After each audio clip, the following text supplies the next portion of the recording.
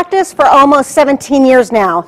11 years in employment law, 15 years strictly the defense side of the docket, and 2 years recently alongside my father and brother representing primarily plaintiffs.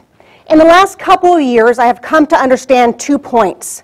Points that I did not appreciate when I was across hundreds of plaintiffs in depositions, trials, and mediations. And those are, 1, who is the plaintiff? 2, who is defense counsel? Hopefully this insight will assist you in your practice. I think it carries over into various areas of the law, and primarily in litigation. First, who is the employment law plaintiff? That seems like a fairly obvious answer, but oftentimes at the onset, defense counsel make an effort to dehumanize the plaintiff. And they fail to see that a judge or jury may find them to be very human. Who is the plaintiff? A single mom about to lose her home, who has lost her home after being terminated shortly after complaining about overtime. Who is the plaintiff? A father who has come back, has been demoted with no disciplinary history, shortly after taking time off to care for his son or for the birth of a child. Who is the plaintiff? The plaintiff is a grandfather who has given decades of his life to a company only to be told they need a new energy, he is no longer qualified. Who is the plaintiff?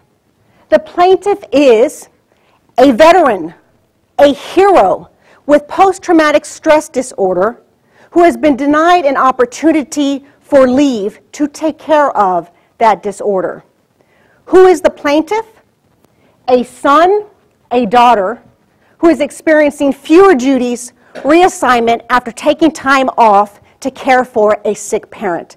They are you, me, brother, sister, father, brother. And no doubt, they are the revengeful employee that should have been terminated 3 years ago. Key, not all plaintiffs are that plaintiff. 2, who is defense counsel? I have asked myself often, who was I as defense counsel? Who am I? There are many attorneys that I would love to work against every day of the week. And then there is defense counsel that has been so consumed with the case law, with the checklist as to what will and will not make summary judgment, that they have become arrogant, condescending in tone, and unsympathetic to any human being. They are defense counsel who has made the assumption that plaintiffs and people that represent them are bottom feeders milking the system. By making that assumption, you fail to consider the plaintiff's perspective, and that perspective is that what is happening is very real. There is more work. Things have changed. Things are different. The boss is coming by more frequently. They are being micromanaged. Performance evaluations have changed. Things are different after an event, or they have been different all along. We were all in high school and in elementary school. We know when someone is talking about us. We know when someone is treating us poorly and giving us attitude. We sense that. We know that at some point, work that was acceptable and quality work is no longer being accepted. It is real. The emotion for the plaintiff is real. After all, their livelihood is at stake or has been affected. And if we look at that big picture as opposed to what is actionable, what is not actionable, we will be better equipped to dealing with the individual in a deposition and in mediation.